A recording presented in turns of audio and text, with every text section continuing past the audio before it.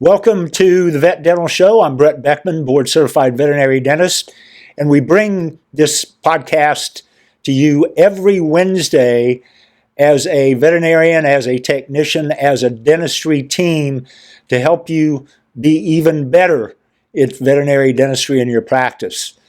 We're sponsored and partnered today with the Veterinary Dental Practitioner Program.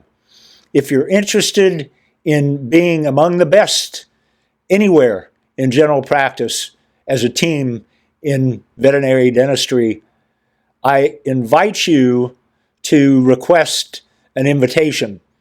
Just go to ivdi.org/INV, like invitation, first three letters INV. So IVDI, International Veterinary Dentistry Institute, ivdi.org/INV, and we'll get you the information that you need.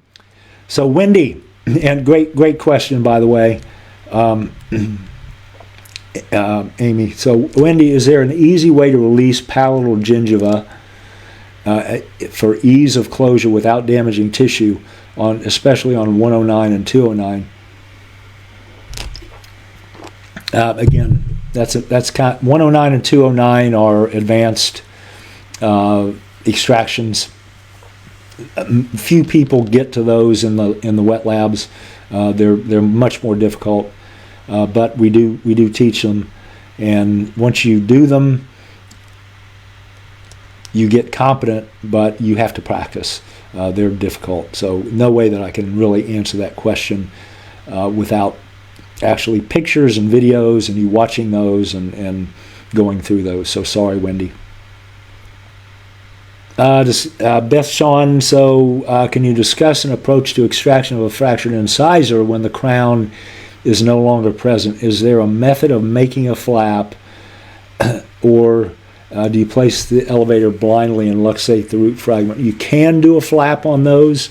If you're going to, I would do it on one side, do an envelope on the other side, so it's kind of a triangular approach. But if you can, above all, don't do a flap. Clean the area with a diamond football burr so you have visualization. Have a technician do air, water, and then air to see the root and where that root whole periphery is. And then you can take a little half round burr and make a moat around the whole periphery in the bone and then wedge that out. That's the way we generally recommend doing that.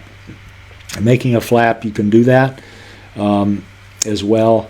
And again, that requires a lot of images, and we don't really cover that in this case. So good question, but a lot more learning needs to happen, a lot more teaching needs to happen in order to get you to that point where you're comfortable doing the flap, unless you know exactly where to place that. How often does pulpitis lead to tooth root abscess? It generally doesn't. We don't generally see tooth root abscesses. We see lucencies where we have a radiographic change where there's lack of bone around a tooth root, but that's not an abscess per se. The abscess, with quotation marks around it, is more the fistula that people are referring to when you get a suborbital fistula from a periapical lucency that gets to the dermis and exposes the bone and that tract to the skin bacteria. So when you extract those teeth, if you've got a tooth that's got that change on the apex, it's more a gray cream colored and it's gel like, or it could be granulation like, where that bone has been destroyed and replaced by that tissue that causes that lucency. So abscess, generally not something that we see in veterinary dentistry. Not that it can't happen, but it's generally not the case. Was there any bone loss in the furcation or growth abnormalities of 208 as well as 207? it looked maybe like some things, thinning of the bone, infiltrations on 208 on rads. And that's a great question, Teresa. You might have had a little bit of that, but you have to be real careful because the bone is thinner there naturally. As you go up toward that root apically, the bone gets thicker, so you can't read too much into that. You'd want to probe, number one, if there are probing deficits on the palatal side or on the mesial side, yes. If there are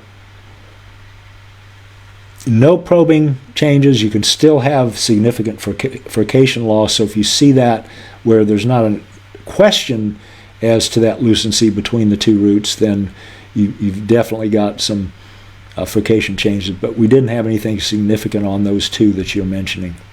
Kyle, what are the firmest objects and toys you recommend owners to let puppies chew to reduce the risk for these and other dental lesions? Anything that you buy that is in the store that's hard. All these pet superstores have racks and racks of all this stuff that keeps us busy doing root canals and extractions on fourth upper premolars and first molars and canine teeth, mainly the back caudal cheek teeth. So anything that's hard. Bully sticks, probably number one, nylobones, rawhide, antlers, all that stuff that people say, well, you know, my vet recommended it, or, you know, the pet store didn't tell me this was bad. All those are bad. We see them every day in practice for pulp exposure. So really, CET chews, tartar control chews, those can be used. They chew them quickly. They swallow them. You have to be prudent in watching them to make sure they're not going to inhale either of those and cause problems. Greenies are okay. Anything that's on the vohc.org website are good recommendations for any of those. But home care, we recommend Healthy Mouth Water Additive and Orabet Chews for the most part for dogs. Cindy, do we always recommend extracting devitalized or discolored teeth? Can these be saved? If they are discolored and they're intrinsically stained, and it's not generalized, because sometimes you'll get generalized staining from other things like tetracycline compounds as puppies. But if it's an individual tooth and it's discolored, it's gray, it's pink-gray, it's black, that tooth is dead or dying, and that's either a root canal or extraction. And this falls into that category too, guys, of what we talked about earlier with client education of, you know, it's tough for an owner to proceed to making a decision on a discolored tooth because the tooth looks fine, it's just a weird color. So this is where client education comes in, showing pictures of what can happen with these when they're, you know, we get them where there's black soup and a huge periapical lucency and or mandibular or maxillary fistula from years of that tooth being dead and the pulp, necrotic byproducts getting out, destroying bone and tissue. So in images like that, or you can explain that that's what happens if you don't have images. But yeah, these need to be extracted. Or if the owner wants to save them, we can often do root canals on these and save them as well. Yes, Paula, we use bupivacaine solely as our agent of choice for nerve blocks, and we use that solely. We don't use buprenorphine with bupivacaine anymore because it doesn't appear to add any value in dog and cat patients based on a recent study done at Wisconsin. However, bupivacaine by itself may offer as much as 72 hours of analgesia to the cases post-administration for local blocks. So that's our take on that. We used to use lidocaine and bupivacaine, and we used to add buprenorphine, but we don't do any of those. We use bupivacaine solely anymore. And Marcaine is bupivacaine. It's just a brand of bupivacaine. I hope you enjoyed that episode. If you'd like more information about the Veterinary Dental Practitioners Program, please submit to request an invitation at ivdi.org/INV.